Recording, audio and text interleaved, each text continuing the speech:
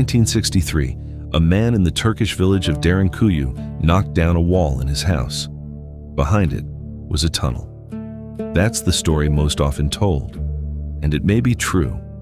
What isn't in doubt is what the tunnel led to. Beneath that village, cut into solid rock, there is a city. Not a cellar, not a cave. A city with stables, kitchens, wine presses, wells, storage rooms, chapels, and living quarters, carved level below level into the ground. It reaches about 85 meters down. Guides count 18 levels. Archaeologists argue over the number because the lowest passages are unstable and large sections have never been fully surveyed. The rock allowed it. Cappadocia sits on ash from ancient eruptions, compressed into a stone called tuff. It is soft enough to cut with hand tools, and it hardens once exposed to air. Every chamber down there was made by someone holding an iron pick, working by lamplight. The ceilings are still black with soot. Air was the real problem. More than 50 ventilation shafts run from the surface down to the lowest floors. The deepest is over 50 meters, and it doubled as a well, so the water supply could not be poisoned from above. The temperature underground holds near 13 degrees Celsius all year. Cold enough to store grain and wine, steady enough to keep livestock alive.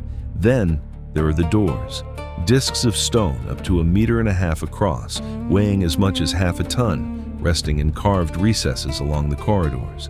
Each has a hole bored through its center. They rolled sideways to block the passage, and they could only be moved from one side, the inside. Nobody is certain who began it. Some credit the Phrygians, around the 8th century BC. Others point to the Hittites, earlier still. Carved rock cannot be carbon dated, so the timeline rests on what people left behind, and they left very little. Who finished it is clearer.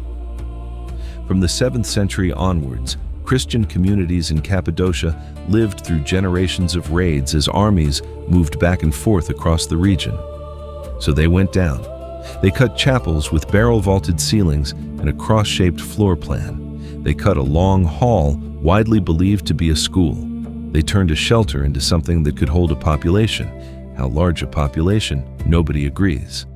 Estimates run from a few thousand to 20,000, and the higher figures are guesswork. Either way, this was not a hiding place for a family. It was a hiding place for a town. The raids eventually stopped.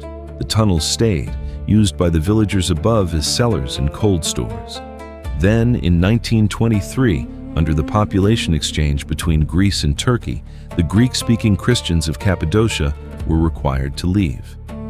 The people who had known those passages longest walked out and never came back.